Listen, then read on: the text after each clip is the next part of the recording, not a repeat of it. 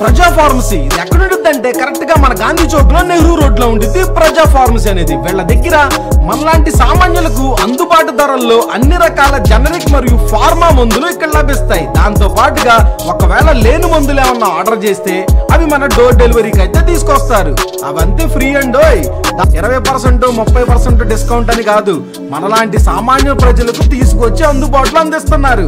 ఇంకేంటి ఆలోచిస్తున్నారు? స్టార్ శ్రేణి లిమిటెడ్ లో సభ్యత్వం పొందండి. మీకు చేసుకునే పొదుపుపై అత్యధిక వడ్డీ పొందండి. మీ గోల్డ్ పై అత్యధిక విలువ లోన్ గా పొందండి. ఖాళీ భూమి మరియు ఇళ్ల తనఖాపై రుణాన్ని పొందండి. V cardiac multi speciality hospital, Kothapeta, Tenali. తెనాలిలోని కాటూరి ఆర్ట్స్ గ్యాలరీని చూసి పరవశించిపోయారు రాష్ట్ర మహిళా కమిషన్ మాజీ చైర్పర్సన్ నందమనేని రాజకుమారి. ఈ శిల్పుల గురించి సీఎం చంద్రబాబు దృష్టికి తీసుకెళ్లి వీరికి ప్రభుత్వ పరంగా సాయం అందేలా చూస్తానని అభయం ఇచ్చారు రాజకుమారి. తెనాలి సూర్య శిల్పశాల శిల్పులు ప్రతిష్టాత్మకంగా తయారు చేసిన రతన్ టాటా నిలువెత్తు విగ్రహాలను నందమనేని రాజకుమారితో పాటుగా తెలుగుదేశం నాయకులు వీరవల్లి మురళి ఆవిష్కరించారు. తొలుత కాటూరి ఆర్ట్స్ గ్యాలరీని వీరు పరిశీలించారు. ప్రతి విగ్రహాన్ని చూస్తూ ప్రాణప్రతిష్ఠ చేసినట్లుగా ఉన్నాయని ప్రశంసించారు. అనంతరం విలేకరులతో రాజకుమారి మాట్లాడుతూ తెనాలి అంటేనే కళలకు కాణాచి, అలాంటి కళాకారులకు ప్రభుత్వ సహాయ సహకారాలు అందించి ప్రోత్సహించాలని కోరారు. అదేవిధంగా నైపుణ్యం ఉన్న కళాకారులకు ప్రభుత్వం రాయితీలు ఇవ్వాలన్నారు. రతన్ టాటా విగ్రహం చూస్తే జీవం ఉట్టిపడుతుందన్నారు. తెలుగుదేశం నాయకులు వీరవల్లి మురళి మాట్లాడుతూ రకరకాల మెటీరియల్స్తో అద్భుతమైన విగ్రహాలు తయారు చేయడం చాలా ఆనందంగా ఉందన్నారు. కాటూరి శిల్పశాల నుండి అనేక విగ్రహాలు దేశ విదేశాలకు పంపడం ఈ ప్రాంత వాసులుగా గర్విస్తున్నామన్నారు. ఈ మంచి కార్యక్రమంలో తాను పాల్గొనడం చాలా తృప్తినిచ్చిందన్నారు.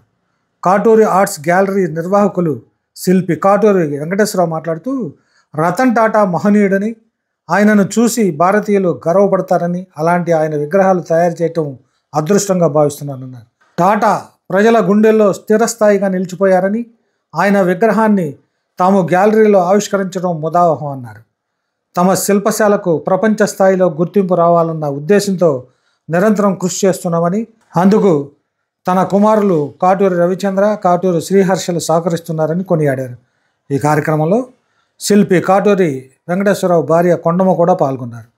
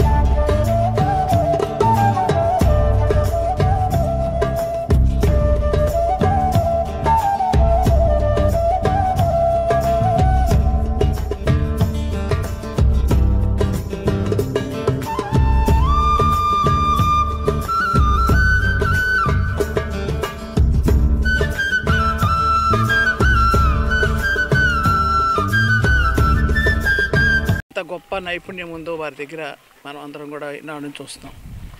అది కూడా మీడియా ద్వారా, పత్రికల ద్వారానే అందరూ చూస్తూ ఉన్నారు. నేను కూడా చూసి ఇటువంటి అప్పుడప్పుడు చూడాలని, ఒకసారి గాంధీ విగ్రహం తయారు చేసినప్పుడు, మరోసారి ఇంకేదో పిలిచారు మీరు, అంబేద్కర్ విగ్రహం అనుకుంటా, అట్లా పిలిచినప్పుడు కూడా నేను వచ్చి చూశాను. అంతేకాకుండా ఫైబర్ గ్లాస్తోనే కాకుండా, సిమెంట్తోనే కాకుండా, ఇక మెటల్తోనే కాకుండా ఈ నట్స్తోనూ, తర్వాత కొన్ని పనికిరాని వస్తువులతోనూ, తర్వాత ఈరోజు ఇంత చూసాం మనం, ఏంటి దాన్ని ఏమంటారు అబ్బాయి, బుల్బుల్ అంటారా అమ్మా, పెద్దది అదే బుల్బుల్, దాన్ని కూడా గొళ్ళాలతోటి తయారు చేశారు. ఎంత నైపుణ్యం, ఎంత కష్టపడాలండి. వీటికి ఎంత విలువ ఉందో చెప్పడానికి లేదు. షిప్పుల్లో వేసుకెళ్తారు, ఫ్లైట్లో తీసుకెళ్తారు. చాలామంది అక్కడ ప్రదర్శన పెడతా ఉంటారు అక్కడ వాళ్ళు, ఇతర దేశస్తులు. మన దేశస్తులు ఎక్కడెక్కడ ఎంకరేజ్ చేస్తున్నారని నేను గమనించాను. రాజకీయ నాయకుల విగ్రహాలకు ప్రాధాన్యత ఇస్తున్నారు, రాజకీయ నాయకుల యొక్క ఫోటోలు పెట్టడానికి ప్రాధాన్యత ఇస్తారు. అలా కాకుండా ఏదైతే దేశభక్తులు ఉన్నారో, ఏదైతే స్వాతంత్ర సమరయోధులు ఉన్నారో ఎవరైతే ఉన్నారో, ఎవరైతే పేదవాళ్ళ కోసమే కాదు ప్రతి ఒక్కళ్ళ కోసం, వెనకబడ్డ ప్రతి ఒక్కళ్ళ కోసం కూడా కృషి చేసినటువంటి మహానుభావులైనటువంటి అంబేద్కర్ విగ్రహాల దగ్గర నుంచి, మహాత్మా గాంధీ విగ్రహాల దగ్గర నుంచి మనం చెప్పుకుంటూ పోతే నెహ్రూ ఏంటి, బోస్ ఏంటి, తిలక్ ఏంటి, అనేక విగ్రహాలు మన వాళ్ళు తయారు చేస్తున్నారు. ఈరోజు రతన్ టాటా విగ్రహం ఎందుకని, రతన్ టాటా విగ్రహం ఎందుకు తయారు చేశారు, ఆయన మనసులోకి రతన్ టాటా ఎందుకు వచ్చారు, జీవం ఉట్టిపడేలాగా మనిషి, నిజంగా మనిషి. అది చూడండి అసలు ఆ బ్లాక్ది ఆ విగ్రహం చూస్తాం, న్యాయబులు అనుకుంటా బ్లాక్, అది చూడండి అసలు ఆ టై నిజమైన టై లాగా, ఆ చూపుల్లో నవ్వులో జీవం ఉట్టి పడుతుందండి. అటువంటి విగ్రహాలకి ఎన్ని లక్షలు పెట్టి కొన్నా కూడా ఇదేం కాదు, ఖచ్చితంగా మనం చూడాల్సిందే. ఎందుకనంటే నేను ఎమ్మెల్సీకి ఉన్నప్పుడు కమిటీ మెంబర్గా ఇది టూర్ తీసుకెళ్ళేవారు. తీసుకెళ్ళినప్పుడు మన స్పీకర్ గారు, మనోహర్ గారు స్పీకర్గా ఉన్నారు. ఆ కమిటీలో మమ్మల్ని వేసినప్పుడు మధ్యప్రదేశ్, ఉత్తరప్రదేశ్, అయోధ్య, అలాగే బీహార్, ఇవన్నీ అన్ని రాష్ట్రాలు మేము తిరుగుతున్నప్పుడు అక్కడ పెద్ద పెద్ద విగ్రహాలు, పెద్ద పెద్ద కాన్షీరామ్ దగ్గర నుంచి, మాయావతి గారి దగ్గర నుంచి, గాంధీ గారి దగ్గర నుంచి, అంబేద్కర్ గారి దగ్గర నుంచి ఆ విగ్రహాలు అక్కడక్కడ కనిపిస్తుండే అనమాట. వాళ్ళు పెట్టుకుంటారండి, గవర్నమెంటే వాళ్ళు ఖర్చు భరించి ఆ విగ్రహాలు తీసుకెళ్ళి పెట్టుకుంటా ఉన్నారు. అవన్నీ మా చూపించడానికి తీసుకెళ్లారండి. మీరు విగ్రహాలు చూద్దురండి అని చెప్పినాను. ఈ చూస్తే ఇంకా తల్లకిందులు కూడా మూర్చిపోతారు అనమాట, ఇంత మంచి విగ్రహాలు ఉన్నాయా అని. అందుకోసం ఏంటంటే ఈ రోజున ఖచ్చితంగా కాటూరు వారికి మనం అభినందించడమే కాదు, అభినందించేదానికన్నా కూడా అభయం ఇవ్వాల్సినటువంటి అవసరం ఉంది. ఆ అభయం ఏంటి అంటే ఇవాళ 2 పిల్లలు, భార్య, తను, ఎంతమంది వర్కర్లు ఉన్నారో నాకైతే తెలియదు. మరి ఇంతమంది వర్కర్స్ ఎంతో కష్టపడితే కనుక ఇవన్నీ చేయడానికి వీలు కాదు. వీళ్ళందరూ డబ్బు ఎక్కడ, ఎన్ని విగ్రహాలు కొంటున్నారు, ఎన్ని విగ్రహాలు కొత్తగా తయారు చేస్తున్నారు, అంతే కదండి. ఓ 10 రోజులకు ఒక విగ్రహం కొనవచ్చు, లేకపోతే రోజుకు ఒక విగ్రహం కొనవచ్చు, లేకపోతే ఓ నెలకో సంవత్సరానికో కొన్ని విగ్రహాలు కొంటారు. మిగిలిన విగ్రహాలు ఇలాగ గ్యాలరీలో ఉండాలి. మిగిలిన విగ్రహాలు చేయడానికి మళ్ళీ డబ్బు కావాలి. మీరు బ్యాంక్ లోన్ తీసుకున్నారు, స్థలానికి లోన్ తీసుకున్నారు, మీరు లోన్ తీసుకున్నారు, మీరు పిల్లల చదువులు కూడా మానేసి మీతో పాటు పని చేస్తున్నారు. ఆమె కూడా పని చేస్తూ ఉంటుంది కళాస్ వేయటం దగ్గర నుంచి. మీకు ఎంతవరకు ప్రోత్సాహం ఉంది ప్రభుత్వం నుంచి? ఏ ప్రభుత్వాన్ని కావచ్చు, నేను ఆ ప్రభుత్వం ఈ ప్రభుత్వం, ఎంతవరకు ప్రోత్సాహం ఉంది? ప్రభుత్వం తీసుకెళ్ళవలసిన వాళ్ళు ఎవరు? ఖచ్చితంగా మా బొట్టు వాళ్ళు తీసుకెళ్లాల్సిందే. తీసుకెళ్ళి ఇదిగో మా ఊళ్ళో, మా తెనాలి కళల కాణాచి అంటారు. మరి కళలు మేము ప్రోత్సహిస్తున్నామంటారు. కళలంటే సంగీతం పాడటమో లేకపోతే నృత్యాలు చేయటమే కాదు, దాంతోపాటుగా మనం సాంస్కృతిక కార్యక్రమాలతో పాటుగా ఇటువంటి కళా నైపుణ్యం కలిగినటువంటి ఈ యొక్క శిల్పాలని మనం ఎంకరేజ్ చేయాల్సిన అవసరం ఉంది. మేము మెచ్చుకొని వెళ్ళిపోవటం కాదు. నేను ఖచ్చితంగా దీని మీద ఒక లెటర్ పెడతాను. మీరు నాకు ఈ బొమ్మల యొక్క ఫోటోలు తీసట్టు పెట్టండి.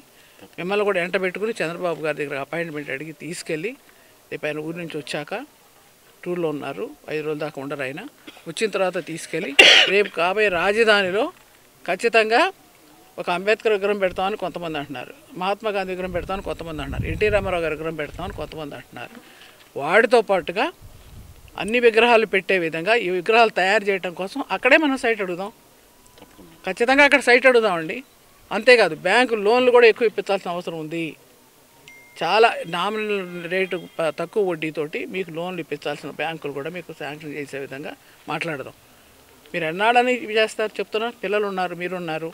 నేను అడిగేది అది, ఈ విగ్రహాలని పెట్టుకుని ఇవి ఇక్కడే ఉండి ఎవరో వస్తారు కొంటారు కనే కన్నా ప్రభుత్వం ఖచ్చితంగా సంకల్పించాలి. మీరు గిన్నీస్ రికార్డ్ వస్తుంది, అది ఎవరు రికమెండ్ చేయగలరు, మీకు ఆటోమేటిక్గా వస్తుంది.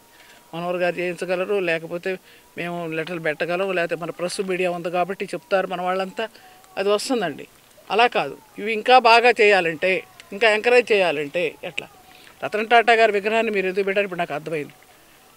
ఈరోజు ఒక సెల్ ఫోన్ దగ్గర నుంచి ఒక జీబే కాదు, ఒక కారే కాదు, ఒక వ్యానే కాదు, ఒక ట్రైనే, అనేక రకాలైనటువంటి వస్తువులు, దరిదాపుగా కొన్ని వందల రకాల బిజినెస్ రకాల వస్తువులు తయారయ్యే విధంగా ఆయన ఎంతోమంది లక్షలాది మందికి ఉద్యోగ అవకాశాలు ఇచ్చి లక్షలాది మంది బతికే విధంగా, ఒక రకంగా చెప్పాలంటే ఇతర దేశాల సైతం పేరు తెచ్చుకునే విధంగా ఆయనకి బిడ్డలు లేకపోయినప్పటికీ కూడాను ఆయన కష్టపడి ఎన్ని చేశారు, ఎంత చేశారు మనకు అందరికీ తెలుసు.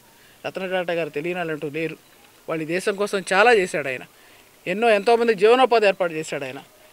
ఎంతోమంది ఉత్పత్తిని ఏర్పాటు చేశాడు ఆయన. కాబట్టి అటువంటి రతన్ టాటా గారి యొక్క ఆయన నిజంగా చెప్పాలంటే మొత్తం లిస్ట్ ఉంది.